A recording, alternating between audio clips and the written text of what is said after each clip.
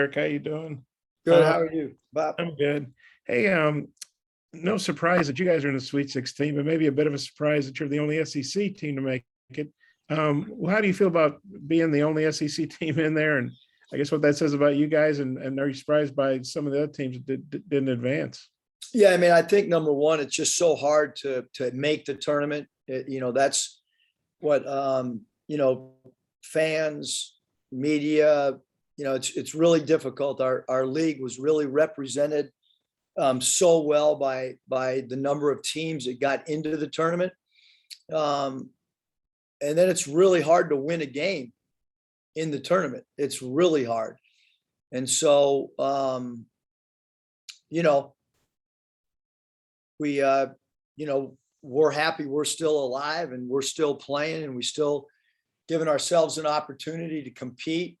Having said that, I think over the course of the entire season that the SEC is still as good as any conference in college basketball, and I think that'll be proven on draft day with the number of talented players that get drafted, just like the last few years where we have more draft picks than any conference. And you guys were the last SEC team left last year. You and Alabama made the Sweet 16, and you guys advanced. They didn't out of that.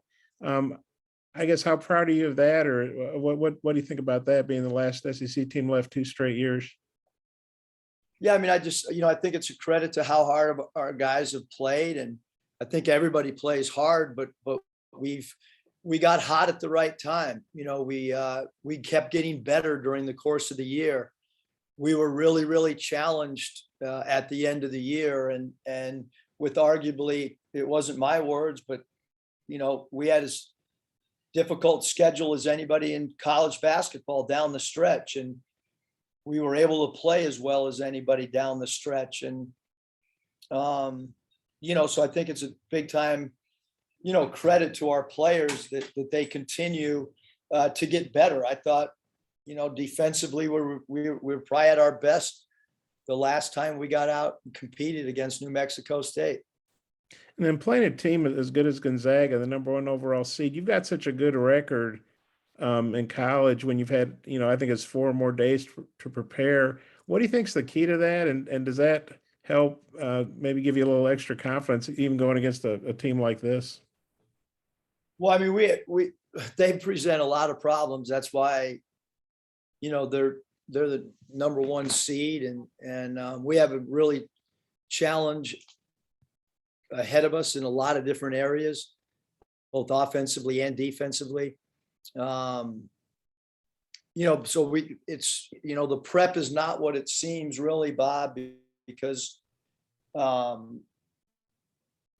travel's challenging. I mean, we were delayed yesterday. We didn't get home, and we played the night before, and we didn't get home till about 18 hours after the game, which was a shock to me. I was hoping to go see the baseball game, and I was lucky to see the last game of the tournament. I felt like last night by the way the travel ended.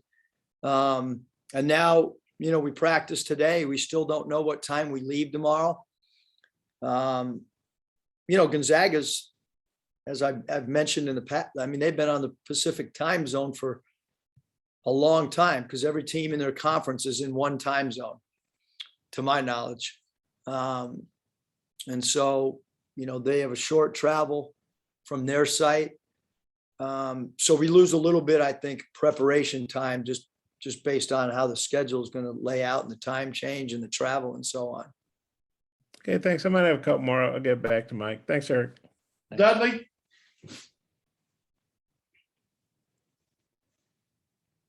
Coach, you've got a couple of guys, Jordan and Nick, playing in the McDonald's All-American game next Tuesday night. Can you talk about how proud you are of them and how hard that is of an achievement, as well as Darian winning his 3rd and Barry and Joseph also having very good years? Yeah, I mean, I think it's a really exciting class, but there's always an adjustment period too, with our philosophy and the way that we do things in the summer. But, obviously, to make a McDonald's game and to have the talent level, coming in across the board is exciting.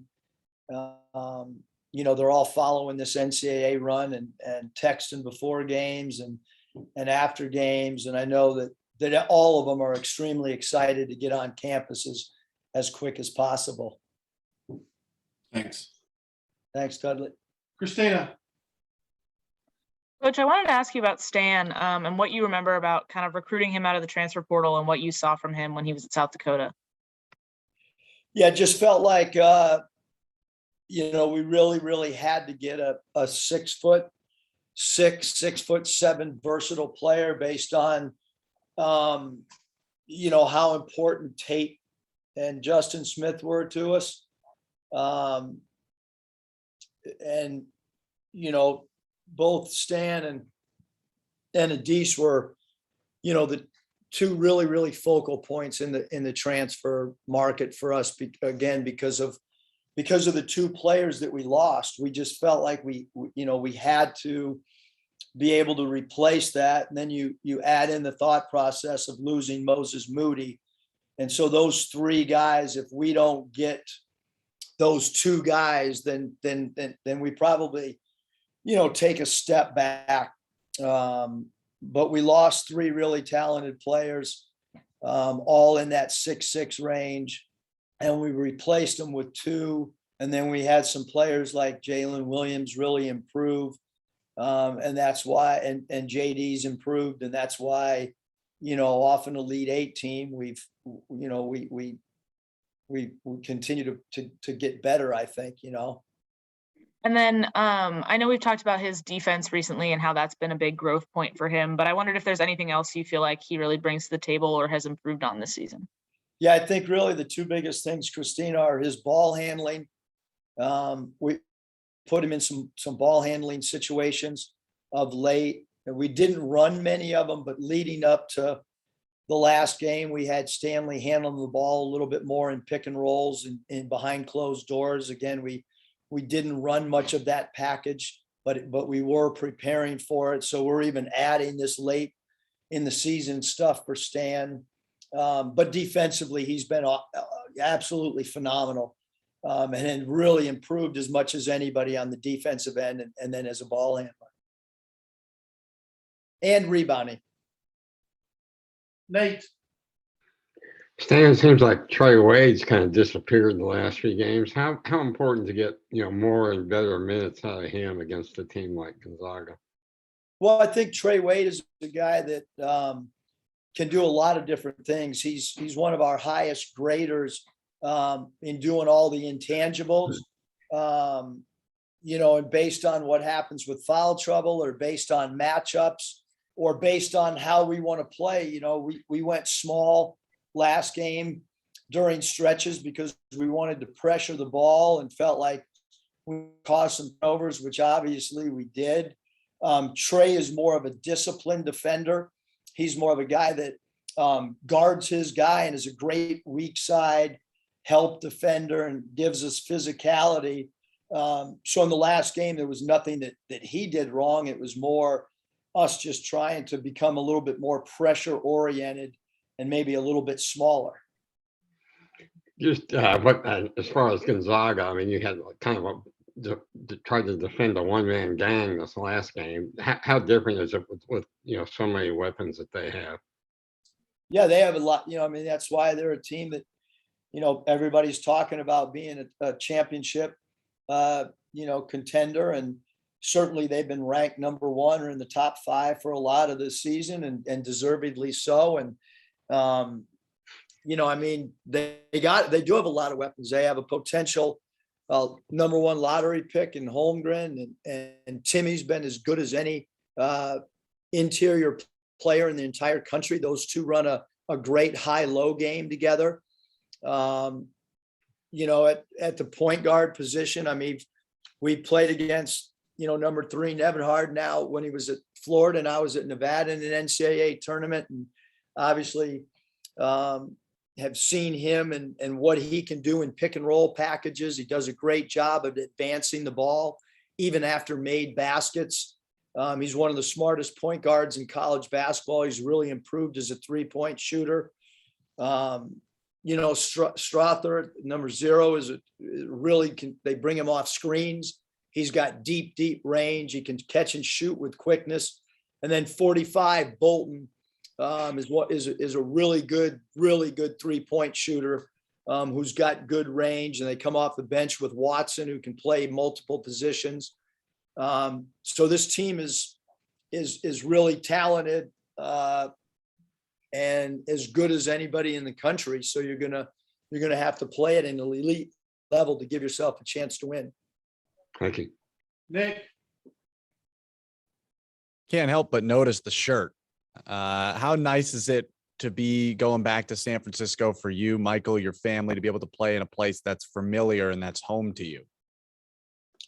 Yeah, I mean, this is all, this is really about, the players. It always is. Every time you get to an NCAA tournament, it's a once in a lifetime experience for the guys.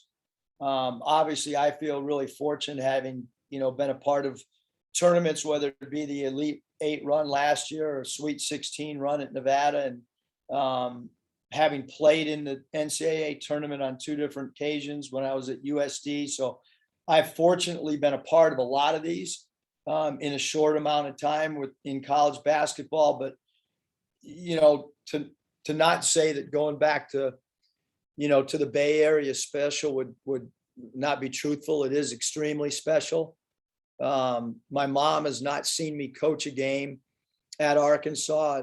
At her age, it's a little bit, problematic to travel and change planes. But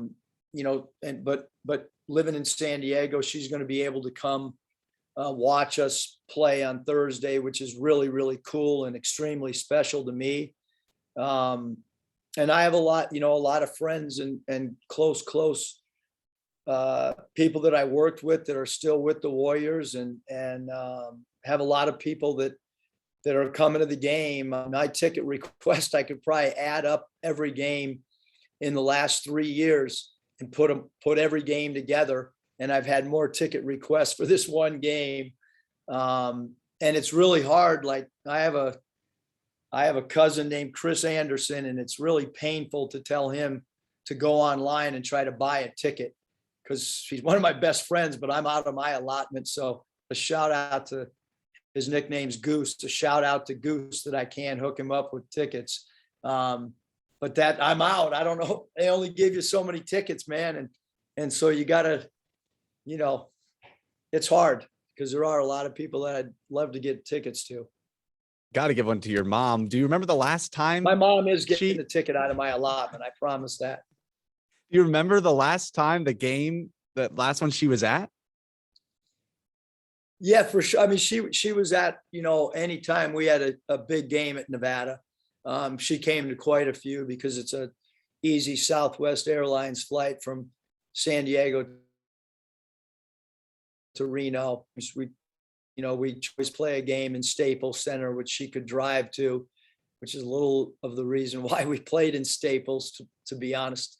But this is the first time in over 3 years that she'll be able to watch, and it'll be, not just me, but having her grandchild Michael on staff is important too. And yeah, it's really cool. It really is. I mean, it's not the arena that I coached in with the Warriors, but it's certainly the same organization. And I look forward to bringing the team there and being able to tell them some stories about some of the things that have happened there.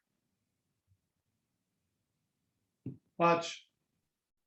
Coach, something that Jalen said after the game on Saturday was that he was really excited to be back in the Sweet 16, but it's almost become a new standard for Arkansas. I was curious what your thoughts are on that statement, and would you agree with that?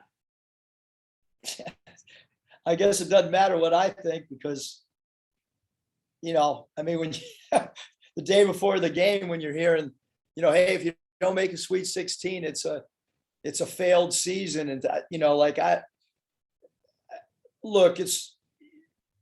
we've had an incredible season. You play 30 games or whatever you play in a regular season. The way that our guys have finished the season, meaning the regular season was absolute. I mean, it was an incredible run in front of sellouts, and then you just take this game by game, and I mean, we have a unique perspective in how we've tried to prepare, but also be able to have a lot of fun together. Like none of us want this to end, meaning coaches, staff, players. We know our fans are having fun. I mean, I went and got my hair cut today and everybody was talking about, the game Thursday. I just got back from lunch. Like there's a incredible buzz. There was some people waiting at the airport when we landed. I don't know how they withstood the delays. But it's awesome. Like, you never can take for granted how hard it is, like I said, to make the tournament. Look at all the teams in day one that didn't advance, that were great teams or great programs. And then look how many teams now that we're down to 16. I'm talking unbelievable programs with great talent and great regular seasons that aren't playing. And look, we're playing a team that a lot of people think are going to win the national championship. And not many people, I shouldn't say not many, no one's talking about Arkansas even having a chance in this game. I mean, I got two good eyes and my internet works really good. I got great connection. And I haven't found anybody that is even giving us a chance to be in the, to be in the same arena with Gonzaga. So it's a great challenge for sure against a team that, like I said, has the number one seed overall for a reason, because they deserved it based on their play. And we got to have a couple good days of prep and try to get as fresh as we possibly can and see what happens.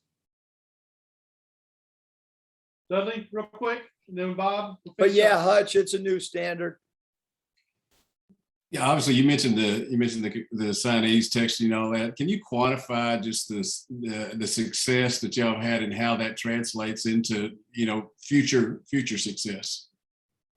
Well, I think that last year's Elite Eight run, I don't think there's any doubt how that coincided with a recruiting class that we have coming.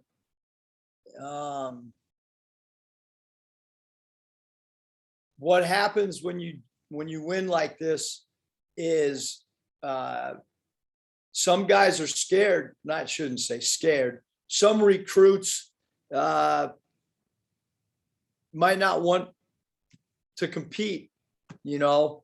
Others, like the guys we got, want to compete and want to play with really good teammates and want to play for Sweet 16s. And but I think it really, really helps, especially for the real true competitors. And then, like I said, maybe some other guys would, maybe not want to be in a situation where they're playing with other good teammates and, teams that don't NCAA tournament. But certainly we feel like the guys that have committed here, I mean, they watched the Elite Eight run last year, and now they're watching this run, and hopefully that helps motivate them to get ready for what's in store for the summer. Thanks again. Bob, real quick. Yeah, Eric, I heard you say on the radio the other day that, that your last Nevada team was so good, but they didn't have fun, and you wanted to make sure these guys had fun. How fun has it been not to have to be in the bubble and be able to do some of the activities? And I assume maybe you have some fun stuff planned for the guys in San Francisco. Yeah, I mean, without a doubt, it's way better than the bubble. It's not even comparable. Yeah, I mean, I think our guys are having fun. I mean, every we tried to eat out, not eat in the hotel as much as we possibly could when we were in Buffalo. We had some great meals. We had some great interactions with fans. It was a unique site, I thought, because there was, especially after the first night of games, it turned into, basically just college basketball fans. There was not a lot of fans from New Mexico State. There probably wasn't a lot of Razorback fans that were able to make it there. And so we had a building full of just kind of neutral college basketball fans. And even when I was out watching the first game, the interaction was really cool. but our guys are going to get an opportunity too, Bob, not just off the floor stuff, but they're going to get an opportunity to play in maybe the best arena that we have in basketball, because it is an incredible state-of-the-art building in an incredible city. Most of our guys have not spent a second in San Francisco, as has some of our staff. It's going to be a lifetime experience for our guys without a question. You got some activities planned, going to the Golden Gate Bridge or Alcatraz or something? I mean, it's really hard to schedule anything when you don't know what time you leave yet. I don't know if we're leaving in the morning, at night, in the middle of the night.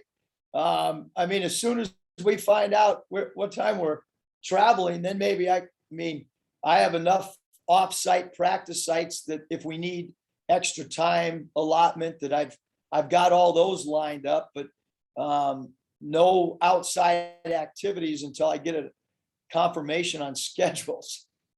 Okay, well, I'm sure you have to do something fun. Thanks. Thanks, Coach. Appreciate your time.